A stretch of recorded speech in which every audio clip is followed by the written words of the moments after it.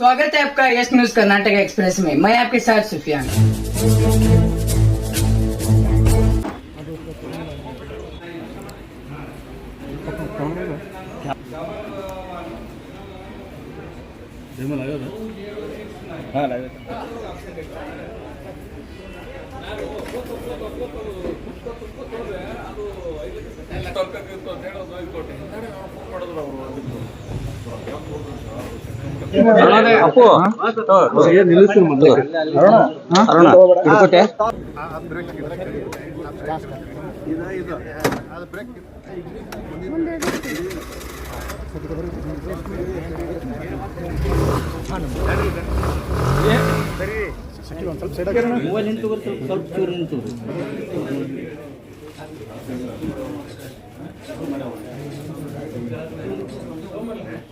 Okay sir, okay.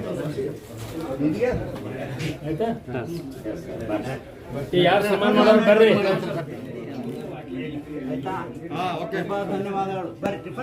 ಇವತ್ತು 2024ನೇ ಚುನಾವಣೆ ಆದಮೇಲೆ ಮೊಟ್ಟ ಮೊದಲು ಇವತ್ತು ನನ್ನ ಕಾರ್ಯಾಲಯವನ್ನು ಪ್ರಾರಂಭ ಮಾಡತಕ್ಕಂಥ ಕೆಲಸ ನಾವೆಲ್ಲರೂ ಕೂಡಿ ನಮ್ಮ ಪಕ್ಷದ ಕಾರ್ಯಕರ್ತರು ಹಿರಿಯರು ಎಲ್ಲರೂ ಕೂಡಿ ಅದನ್ನು ಮಾಡಿದ್ದೇವೆ.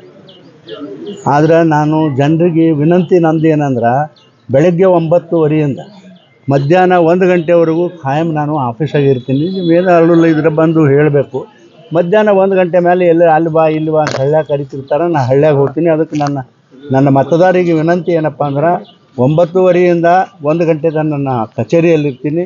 ನಿಮ್ಮೇನು ಕೆಲಸಗಳಿದ್ರೆ ಬಂದು ಭೇಟಿ ಆಗಬೇಕು ಅಂತಕ್ಕಂಥ ಒಂದು ವಿನಂತಿಯನ್ನು ನಾನು ಪಕ್ಷದ ಕಾರ್ಯಕರ್ತರಿಗೆ ವಿನಂತಿಯನ್ನು ಮಾಡಿಕೊಂಡು, ಮುಂದೆ ಈಗ ಹೇಳೋದಾದ್ರೆ, ಈ SCPT ಹಣ ಸುಮಾರು 32,000 ಕೋಟಿ ರೂಪಾಯಿಯನ್ನು SC/ST ಮಂದಿ ತೊಗೊಂಡು, ಆಮೇಲೆ ST ಮಂದಿದು ಸುಮಾರು 13 ಕೋಟಿ, ಏನೋ ನನಗೆ ಎಕ್ಸಾಕ್ಟಾಗಿ ಅಂಕಿ ಗೊತ್ತಿಲ್ಲ, 13-14 ಕೋಟಿ ರೂಪಾಯಿ ST ಜನರು ತೊಗೊಂಡ್ರು.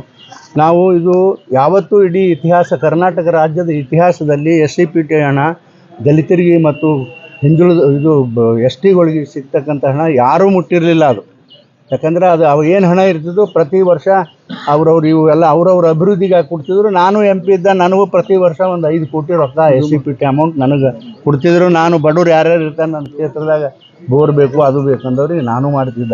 ಈ ಸಲ 1 ರೂಪಾಯಿ ಸಹಿತ ನನಗೆ ಬರಲಿಲ್ಲ. 5 ಕೋಟಿ ಬದಲಿ 1 ಕೋಟಿ ಸಹಿತ ನನಗೆ ಬರಲಿಲ್ಲ ಅನ್ನೋದು ಭಾಳ ನನಗೆ ವ್ಯತ್ಯಾಸ ಅನ್ನಿಸ್ತದೆ. ಇದು ಸಿದ್ದರಾಮಣ್ಣವರು ಒಬ್ಬರು ಹಿಂದುಳಿದ ವರ್ಗದ ಮುಖ್ಯಮಂತ್ರಿಯಾಗಿ ಇವರು ತೆಗೆದುಕೊಂಡ ನಿರ್ಣಯವನ್ನು ನಾನು ಖಂಡಿಸ್ತೀನಿ. ನಾನು ಯಾವತ್ತೂ ಕೂಡ ಈ ಹಣವನ್ನು ಬೇರೆ ಯಾವ ಸರ್ಕಾರದವರು ತೊಗೊಂಡಿದ್ದಿಲ್ಲ. ನಿಮಗೇನು ದಾಡಿ ಆಗಿತ್ತಪ್ಪ, ಅದೇ ಹಣನೇ ಬೇಕಾಗಿತ್ತಾ? ಬೇರೆ ಬೇರೆ ಇಲಾಖೆಗಳಿಂದ ಸಾಕಷ್ಟು ಹಣ ಇತ್ತು, ಅದಕ್ಕೆ ಯಾಕೆ ಮುಟ್ಟಲಿಲ್ಲ ನೀವು? ಹೋಗಿ ಅದನ್ನು ನೋಡಿರಿ, ಶೆಡ್ಯೂಲ್ ಕಾಸ್ಟ್ ಮಂತ್ರಿನೇ ನಮ್ಮ ಮಾದೇವಪ್ಪದ. ಆ ಮಾದೇವಪ್ಪ ಪ್ರೊಟೆಸ್ಟ್ ಮಾಡ್ತಕ್ಕಂಥ ಕೆಲಸ ಮಾಡಬೇಕಿತ್ತು.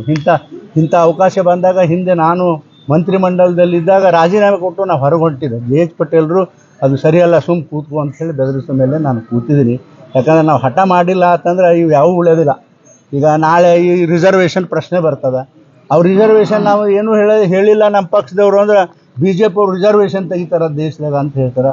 ಅದು ಅಂಥವೆಲ್ಲ ಸರಿಯಲ್ಲ ಅಂತಕ್ಕಂಥ ಮಾತುವನ್ನು ಈ ಸಂದರ್ಭದಲ್ಲಿ ನಾನು ಹೇಳಿ, ನಮ್ಮ ಸರ್ಕಾರದಲ್ಲಿ ಹಿಂದೆ ನೀವೆಲ್ಲರೂ ನೋಡಿದ್ದೀರಿ, ಸುಮಾರು ಸಾಕಷ್ಟು ಹಣವನ್ನು ನನ್ನ ಕ್ಷೇತ್ರಕ್ಕೆ ಮೋದಿಯವರ ಮಂತ್ರಿಮಂಡಲದ ಎಲ್ಲ ಸದಸ್ಯರುಗಳು ನಾನು ಏನು ಬೇಕು ಅಂತ ಕೇಳಿದ್ದು ಎಲ್ಲವನ್ನು ಕೂಡ ಮಂಜೂರಾತಿ ಮಾಡ್ಯಾರ. ಇವತ್ತು ಆ ಗಣೇಶ್ ನಗರದೊಂದು ಅದು ಪೆಂಡಿಂಗ್ ಇತ್ತು. ಗಣೇಶ್ ನಗರದ್ದು ನಾನು ದಿಲ್ಲಿಗೆ ನಿನ್ನೆ ಕೂಡ ಅದು GM ಅವ್ರಿಗೆ ಫೋನ್ ಮಾಡಿ ಮಾತಾಡಿದ್ದೀನಿ.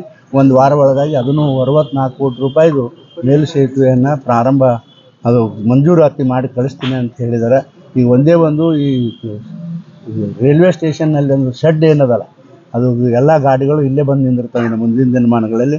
ಅದೊಂದು ಫೌಂಡೇಶನ್ ಮಾಡಬೇಕು ತ್ವರಿತಗತಿಯಿಂದ, ಅದನ್ನು ಸಾಧ್ಯದಷ್ಟು ಬೇಗ ಮಾಡ್ತೀನಿ. ಇಷ್ಟು ಮಾತ್ರ ಈ ಸಂದರ್ಭದಲ್ಲಿ ಹೇಳಿ ನಿಮ್ಮೆಲ್ಲರಿಗೂ ನನ್ನ ಅಭಿನಂದನೆ. ಯಾವುದೇ ಹೊಸ ಸುದ್ದಿಯನ್ನ ನೋಡಲು ನಮ್ಮ ಎಸ್ ನ್ಯೂಸ್ ಕರ್ನಾಟಕ ಎಕ್ಸ್ಪ್ರೆಸ್ ನ ನೋಡ್ತಾ ಇರಿ. ಹಾಗೆ ನಮ್ಮ ಚಾನೆಲ್ ನ ಸಬ್ಸ್ಕ್ರೈಬ್ ಮಾಡಿ, ಬಾಜು ಇರುವ ಬೆಲ್ ಐಕಾನ್ ಅನ್ನ ಕ್ಲಿಕ್ ಮಾಡಿ. ಹಾಗೆ ನಮ್ಮ ಚಾನೆಲ್ ನ ಲೈಕ್ ಮಾಡಿ, ಶೇರ್ ಮಾಡಿ. ನಮ್ಮ ನಡೆ ಸತ್ಯದ ಕಡೆ.